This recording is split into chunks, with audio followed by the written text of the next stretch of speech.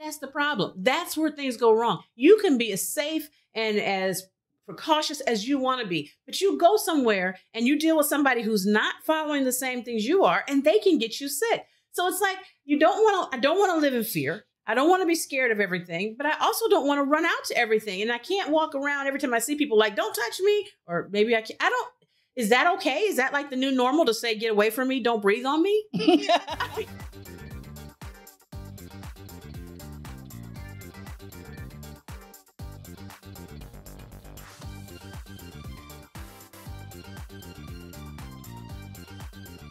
Hello, hello. Welcome back to Calibama Talking, the podcast where we talk about food, family, and life. I am your host, Chef Lorious, everybody's auntie, and my co-host, Mama VJ, the community grandma. This is me and my mom's time to get together, chat about stuff, and talk, run our mouths like we do all the time anyway. But you get to peer in on the conversation, participate in the conversation, let us know what you're thinking, and we don't always agree. How you doing today, Mama? I think I'm doing okay. You look cute. Well, thank you. I gotta watch you. For what? Because you just doing too much. Well, you know what?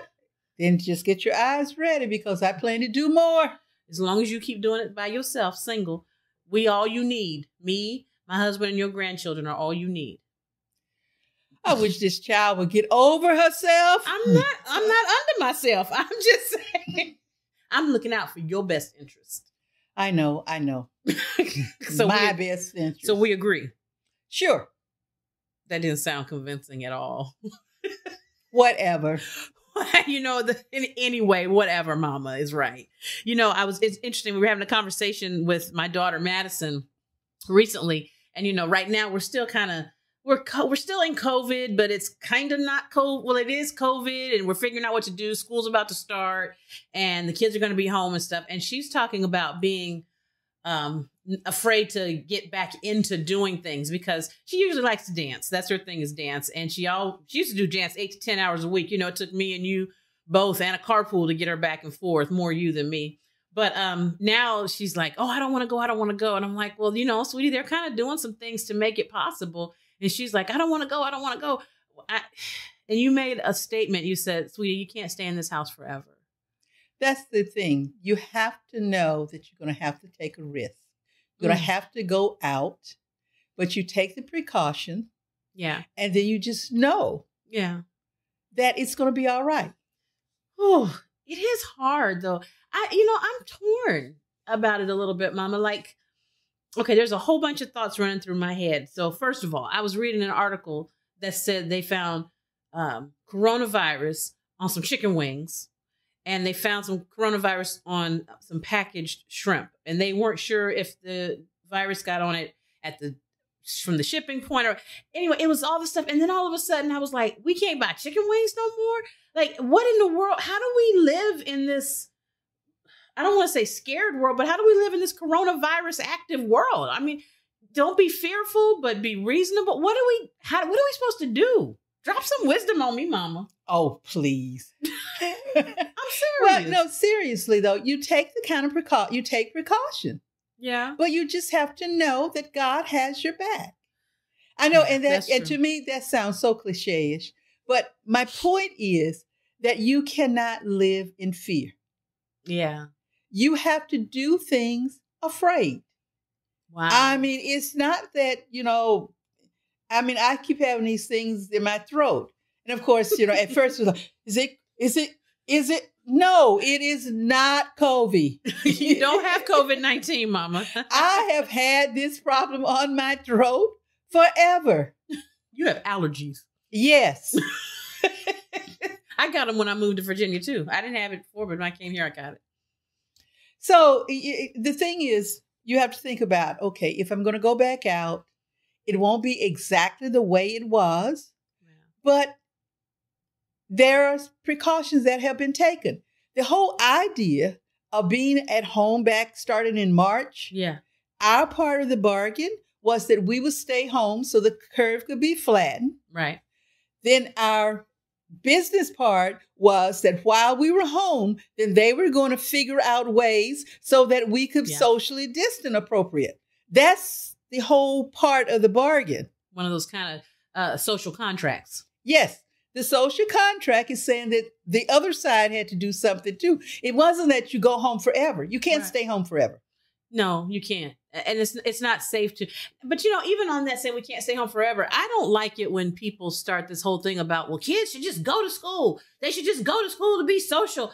I'm like, you know what? Just tell the truth. I'm going to be honest. My kids are going to be home. I love being home with my kids. I'm blessed to work from home. You're retired. You live nearby. So between us, someone's always here. My kids aren't at risk. Childcare isn't an issue. But I don't buy that whole thing that they should go back so they can be social. I think you want them to go back so you can have a life. I really think that's what parents are honestly saying. And I don't blame them for it, but be honest. Well, actually, parents want them to go back because parents are having to go to work. You see, the employers want kids to open up schools so that they can get you back into the office, get you back to work. Again, because the whole system requires those kinds of changes. I think things are going to change. Everybody is not going to be able to go to school, and everybody's not going to be able to go back to work. We had a situation where kid went back to daycare. Yeah. And when they get to the daycare, there's another kid there sick. And now their kid is sick. Now there's sickness all through the house. It's like, now what? But see, that's the problem. That's where things go wrong. You can be as safe and as precautious as you want to be, but you go somewhere and you deal with somebody who's not following the same things you are, and they can get you sick. So it's like, I don't want to live in fear. I don't want to be scared of everything, but I also don't want to run out to everything. And I can't walk around every time I see people like, don't touch me. Or maybe I can't. Is that okay? Is that like the new normal to say, get away from me? Don't breathe on me? What do you, I don't know. Well, again, God did not give us a spirit of fear. So I'm not afraid. And I also think that we've created it to the point now that because you want to take precaution, we've created that to be fear. And then it creates the fear. And that's just not the case. Yeah. That's just not the case. And what happens, the longer you stay in the house, the more likely you don't want to go out. Yeah. It's when you go out. I remember at first we did the whole separation and I stayed at my place and I didn't come over. And the first time I came over was in June. Yeah. And I stayed in the garage and it was all this stuff. And then, I'd been out now. Right. And so then another time I came and I thought, okay, well, let me just come in a minute or two. And now I come back and forth. But it was because I had been home all alone. Yeah. All alone. So now I was thinking, oh my God, this is going to happen. And I thought, no, take your time. And it's the same. That's all I'm just saying. It's like I was saying about the dance. They've taken precaution. Yeah. They're asking who's coming back because they're knowing that they have to limit it. Yeah. They're not going to have 50 girls in there like they had before. Right. So it's like, I need to know so I can have you here and that's what's going to happen. And I think it's reasonable. And I'm actually glad that we're starting to figure some of these things out. And I just hate how politicized this whole thing has become, so that literally if you say, I don't think it's safe to go out or I want to be careful, then all of a sudden that makes you a screaming liberal. Or if you say, it's like, I don't get why something like this has to be politicized. I think the fact that kids are starting the school year at home, I actually understand why. And my favorite is when people say, well, kids don't get COVID because we sent them all home in March when the whole thing got really bad. And that's why they didn't get infected. Now they've been back in school, some of them, and all of a sudden the rates for kids are going up. And it's like, that's not political. That is real. Science is not of the devil. And science is not something that we need to say, oh, don't, it's really okay to say that there is a highly contagious respiratory virus that is going around the world that has gotten out of control. And as a global community, and which then comes all the way down to your local community, we need to be smart in how we work to prevent the spread or to lessen the spread, because I think COVID is going to be with us for a while. I don't think it's going to go away. Or it's not going to just disappear one morning. And I don't think it's going to go away from shooting up with Lysol. But I do think that we have to find a safe way to live and understand precaution, and it's going to look different. Life's not going to be the same for several years, probably. Well, one of the things that's been happening with COVID is all of a sudden we're being real clear about washing our hands. That was a hygiene thing that we kind of just halfway addressed. So now we really wash our hands. Yeah. We're being real clear about cleaning things. I went to the grocery store and I looked at the grocery cart. It is clean. I mean, you go someplace, it's clean. But you know what you say, you're right. But that's so, okay, I'm sorry. You folks that not hand washing, but that's just nasty. Who's been not washing their hands? Well, everybody washed your hands now. Now they do. But what gets me is how hard it is for them to remember. I need to wash my hand. They got to sing the birthday song to wash your hand. Well, that's how long, because you can kind of just go run by. But who don't wash their hands? Yeah, but how long you wash your hands? But the point is, those things should not go away. But I bet you as soon as the risk is gone, them same nasty people will stop washing their hands again. I'm serious. You see, I'm saying that it'll be a while before we get that loose. Maybe we'll get a new generation of hand washers, you're saying? I'm saying that we know the virus is around, and eventually we're going to have to come to the fact that we're going to have to go out. We're going to have to live. Yeah. I mean, now I think about restaurants. There are restaurants that you can go in and they have outside seating. They have inside seating. It's not as much. Well, I'm not interested in going to a restaurant right now, but I will support your restaurant. I will come and I will even come pick it up from you. Okay, I'm with you on that. I don't want to go in a restaurant. I'm scared. Restaurants to me feel like one of the most unsafe places because you can't eat with the face mask on. And so your server is going to be touching stuff and coming in contact with things. And then to tell you sit outside, well, it's August. It's 175 degrees out there. I'm not going if I sit outside and eat and have to have a face mask between courses, I'm going to have a bad attitude. And it's not going to go well for me or my poor server who's probably got on some long sleeve. It's just disastrous all the way around. And if I go inside, they say that it can get into it's the aerosol. Yeah, and it can circulate in the air. So right now, I'm good. I don't need a restaurant. That scares me. Well, I'm concerned. Well, that's the whole thing with COVID. There are things that we have to reevaluate about our lives. Yeah. I mean, I remember up until 14 years ago, I didn't go out to eat much.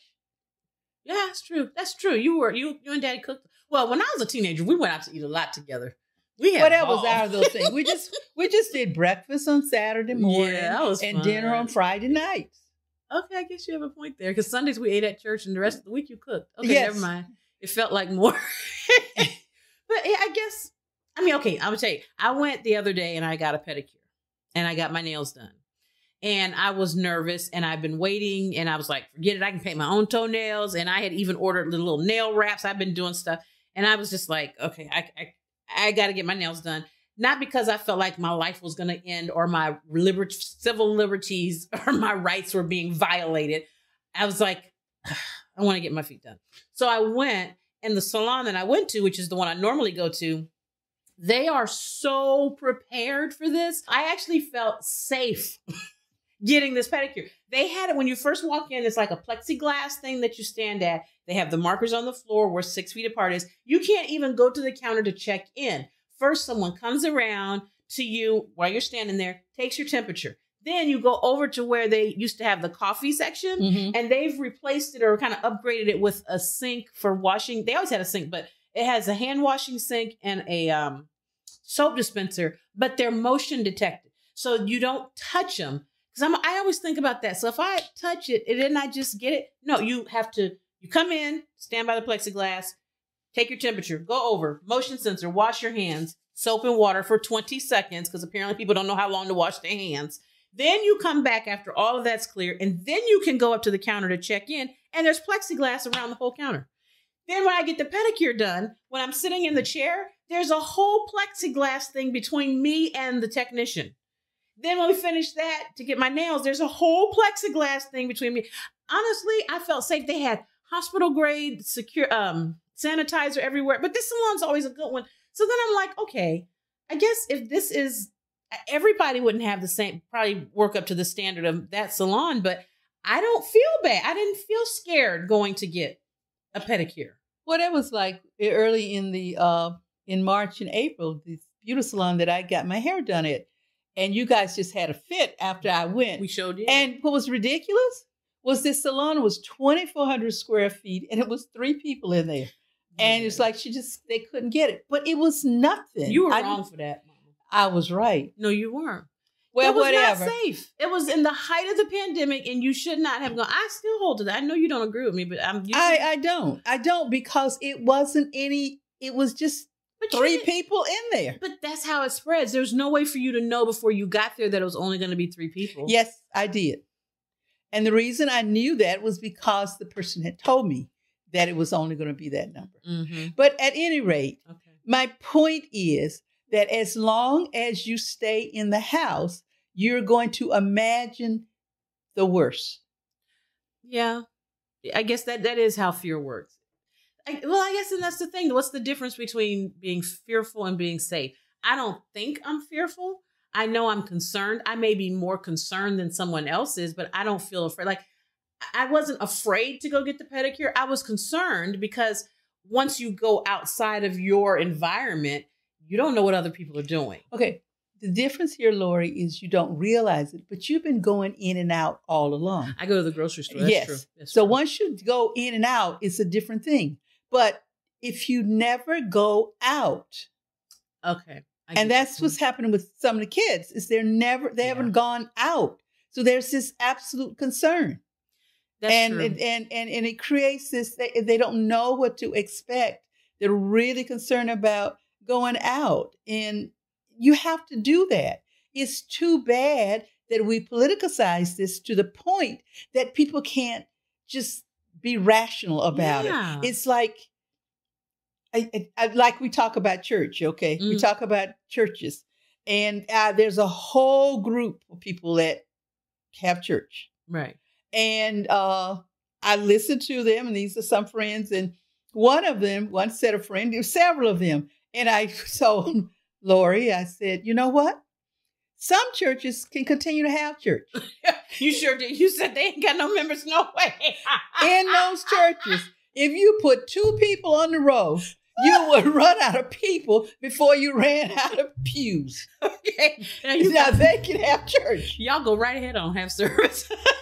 But you know, the one that gets me with churches is because we're believers. So we actually like to go to church. That's what we do. When right now we're not because it's not safe.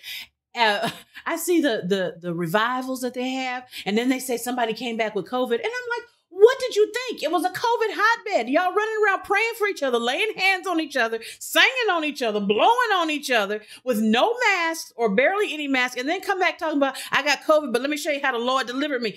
Your dumb self got COVID on your dumb self going out there with all them people. You did not need to do that. Now, I know some of y'all might get mad at me for saying that, but I'm just saying you don't need to do all of that. Well, what I find, though, is are we doing it because what is our real motive? And we need to ask ourselves. It's a big deal. Okay, I'm a minister too. As a minister, you love to have a packed house. Yeah. You do. Well, this is not the time to have a packed house. No, it's not. It's not. And a lot of clergy are dying. I mean, and to me, there's nothing sadder than seeing these people who have a lot of life left to live, who are dying of a disease that they did not have to die of, that they could have just taken some precautions and stayed home. I like what that pastor in Chicago said. I think it's Fellowship. I don't know. I saw on Instagram. He said, when y'all open up all of your state houses and your government houses and I can go on a tour, when y'all open up, we'll open up. He said, when I can tour and do whatever, go anywhere there, that's when I'll open up. And I appreciated that because I'm like, I understand, coming from a pastor's family, I understand the importance of being in church. And I'm not just talking about let me back up. I understand the importance of coming to the building. You know what I'm saying? And I also understand the scripture that says, forsake not the assembling of yourself, meaning don't forget the importance of coming together because it does play a role. It is important. But at the same time, we have common sense and there is nothing anti-God or anti-Christ or anti-faith to say, we need to chill right now from this method of gathering until we get this better under control. I agree. What's interesting to me is I see this as a wonderful opportunity for churches to expand. Yeah. The whole thing about Zoom, YouTube, you can really get that done. Yeah. And if your church doesn't have that, I believe God will make a way for you to get it. Mm-hmm. And most of us have it anyway. We all have computers and the like. Yeah. There's lots. Yes. There are lots of things that we could do to make it possible that we can continue to meet together. Yeah. I like that idea of being able to meet together. But I'm going to tell you, if you are a preacher and you are not accustomed to preaching to empty buildings, you have a hard time. Well, I did ministry for 7 years on television. Yeah. And it was in a studio. Yeah. So the only people there was me, the photographer, the videographer, and the director. That was it. Yeah. So I learned how to just teach the word. Now, what that does require is you don't get to have the audience feeding back to you so that you know it's going over. It means that you really have to rely on God. And you have to really rely on the fact that you have stayed before him, you've gotten his message, and he will anoint you. The anointing will come upon you whether or not it's a full place or not. Preach, mama. But there are so many other things that go along with being church than just going to that building. Yeah. And I'm going to be honest with you, what all cracks me up. All this group that just dying to go to church. Okay.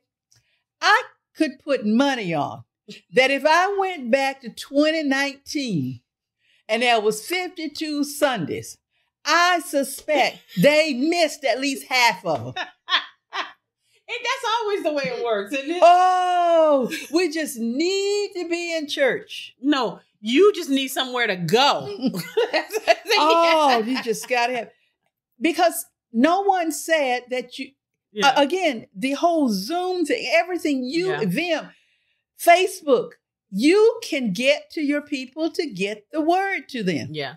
And those, the shut-in ones, this is the thing that interests me. When they were talking about the elderly and the shut-in, well, guess what? They weren't going to church no way. They were shut in. But, the thing for me is church, it highlighted for me on the church side. And I'm sorry, we talking about church because we church folks. That's what we do. But the thing for me was it highlighted how much people had put into the building that they couldn't even imagine not being able to go to the building. Like, I gotta go. And I'm like, what is the deal? If our life is to be an example, I don't have to go to the building for that to show. Again, I'm not downing going to the building. I love going to church. I love getting together with other believers. I love the encouragement and the uplift. That's all part of it. But if there's a reason I can't make it, I'm not about to go back, as they used to say, because I can't get in the building. You still holding on? I'm yet holding on, baby. Hold on, baby. Hold on. But you know what? I was thinking the other day about it. I'm getting serious now. Okay. I was thinking the other day about this whole COVID thing and that has happened. And I'm thinking about this person that's on the West Coast that's going and he's doing worship on the beach and people are being saved and all these things going on. And I got to thinking about that. When when Jesus left and he left the disciples in the upper room and he told them to wait. And they were there the 10 days and then the Holy Spirit came and then they began to be things happened there, but they were all together. Yeah. And they stayed together. They stayed in that church. They had a wonderful time fellowshipping with each other. Then reached the point where they decided we'll just all just stay right here and we'll just eat and sleep and pray. They were, and suddenly there was this massive persecution and they had to go out. So I thought about it. I said, okay, so here's what's happened with COVID. We're all in each of our buildings having church. And we're just really happy with what we're doing. And we're wondering about that. But we got it going on. Well, what has COVID done? It has forced us to come out. We're now on Facebook. We're now on Zoom. There's people that would never have walked into the church door. They get to hear the gospel. Yeah. I'm not even going to argue with that. It is now. But it's true. You're actually, our reach has gotten farther than it was when we were going in the building. And we're so busy sometimes complaining about the building that we don't realize an even bigger audience has been opened up to receive the gospel. Yes. From different ways, because everybody's not going to hear the same preacher. Some people don't like Joel Osteen. Some people love Joel Osteen. There's a group of people he can reach that another televangelist, that Rod Parsley can't reach. I'm just using that as an example. But there's different ways people are reached. And now that everybody's having to put themselves out there, it's even more opportunities for every person to find their connection point. Exactly. Everybody does not want to go to a mega church. Right. Everybody is, people say, oh, those televangelists, and they ignore them. But I tell you what, they're not ignoring their next door neighbor that was a pastor. They're not going to ignore my neighbor goes to church over here. I'm just going to see what's going on there. Yeah. We have a bigger audience. Wow. You get on social media now. You can put your Instagram, little clips and here and there. Now people are getting the gospel out from just coming out of what God has given you. The mission that God has given your church has now been expanded because of COVID-19. Wow. I guess that's a perspective thing. Yes. You can sit there and say, they trying to kick me away from the church, and I get so tired of Christians carrying on that somebody's trying to take my rights away. Please. Right. Oh, you can't pray. Yes, Since when? Pray right now. Pray. You can't make everybody stop what they're doing so that you don't have to be uncomfortable. And everybody don't have to hear you pray. Right. The only person that needs to hear you is God. Exactly. And isn't that who's supposed to hear you to begin with? Because you can lay your hands on somebody and pray for them. There's nothing stopping you from doing that. But you can keep your hands to yourself and pray. Especially if you ain't washed your hands. That's how COVID spreads, people. The COVID hotbeds. I mean, but really, if we would just stop complaining about that and see the opportunity that God has given us. Yeah. I mean, God did not send COVID. No. But I am simply saying that in the situation and the circumstances we're in, we now have a bigger audience. Yeah. Yeah. We have a bigger spread. Yeah. And you're right. God didn't send COVID. Okay. We are not on that camp. It's not a plague. It's not the 11th plague. Okay. God did not send COVID to teach us a lesson, but nothing is wasted with him. Exactly. And that's what we're finding is how do we change our perspective to get at what he's actually giving us an opportunity to do. So if I circle, I'm sorry, go ahead. What were you going to say, Mom? You know, we always talk about being in the church, and you said, you need to go out and do this. Mm-hmm. We're all out there now. Yeah. We evangelists now. Because we all were very comfortable in our church, all four, my four and no more. Mm-hmm. Well, now we can't do my 4 and no more because my 4 may not even be able to get there. My 4, we're 6 of us and you were at your house. I couldn't even have my 6 together. You sure had to come up with something else. Wow, that's a good point to make. So if I circle back to the first thing that I thought about when we started this conversation, should I make Maddie go back to dance or not? I think Maddie should go back to dance because Maddie does not want to leave out of the house. She sure don't. And Maddie has always loved being in the house. So now I think she's gotten afraid to go. I think to some degree she is. I think she has definitely picked up on some fear of going out because of everything. And also she legit loves to be at home. She just likes being at home. And we get along well. Like I said, I always work from home anyway. So I'm home as it is. And Aiden is sometimes, he wants to get out sometimes and run around, but they have allergies so bad to them. In a lot of ways, they haven't been upset about being in the house for the spring and summer because their allergies cut up anyway. But I'm just thinking about it.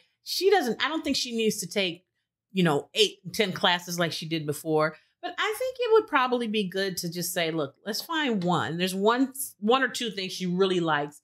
And maybe those, you do. And I don't want to force her to do it, but I'm happy to if I need to. But I'm hoping that some way I can get her to understand why it's important, Yes. We got to come up with a strategy to manipulate a 12-year-old. No. We are not going to manipulate a 12-year-old. All mothers manipulate. No. You did it to me. No. Yes. Maybe, but that was then. You can't do that to Madison. We cannot do that to Madison. Listen. It only won't work if you tell her. The thing is, we want Madison to be able to think about it. Mm-hmm. We're giving her information and helping her to look at the fact that she needs to go out. Now, maybe what we need to start doing, maybe she should come just visit me one day. Yeah. Or maybe she should just go to the grocery store with you one time, just so that she can see that she can go out the house, come back and not have COVID. Yeah. Or maybe she and her friend can get together. Oh, I don't know. They can get together over Zoom. I don't know. I'm scared to have people over here, and I'm scared to let her go. I am not talking about. Not scared, concerned. It just, you got to have the small steps. She can go to your house, Mom. She's got to have small steps of getting out and about. The kids in my neighborhood, they just remind me that it's okay. I watch them. They are always outside. They're outside riding their bikes. They're outside. But no one goes to the playground, or when they go to the playground, it's two in the playground. And then they keep the distance. Yeah. And it's the families and that. And there's these two cute little boys in my building. So here she go. One on the 5th floor and the other one on the 4th floor with me. They're out riding their bikes and they're just doing their little thing. Yeah. I guess that part. And outside is safe in that sense, because once you get out in the sun and the heat, it is shown that the virus doesn't continue to live in those environments. It's 175 degrees. But there's a difference between going to school. School with all the kids, they always get sick. Well, school is just a hotbed. I mean, it's a germ hotbed. We were talking about that earlier. Since kids don't get it. You know why they don't? They were home. Thank you. They were all at the house. Anyway, we're digressing. Well, y'all, this was a good conversation, Mom. I'm happy we talked about this. And we don't need to be fearful, but we do need to use common sense. But we gotta learn how to live. Yes. Learn how to live. I like that. Learn how to live in these COVID days. So it's going to be here for a while. I believe a vaccine will come, and I think give it time to do what it's supposed to do and make sure it works. But we just got to learn how to live differently for a while. Well, you know what happened, though, just quickly. We've had pandemics before. The polio was a real problem. How did they get past polio to living in a normal life, though? They finally came in with a vaccine. Okay. And the catch was polio was something that happened every summer, and it happened in every family. It was really bad. But they finally said, you know what? We got to have that. And you know how we did it? We did the March of Dimes. Wow. We raised the money to pay for the research. Interesting. There's so much to be learned from history. Even whenever we say that, we're usually talking about world history or U.S. history, but just simple pandemic history. How we've gotten out of these kinds of things before is something to learn now. So, wow. All right, fam. This has been a lot of fun. I hope you've gotten something out of today's discussion. We will see you next week right back here for more Calibama Talking in the Love Lab with me. I am Chef Lorious, everybody's auntie, and my co-host, Mama VJ, the community grandma. Thanks for joining us, guys. We'll see you next time. Have a great day and happy talking.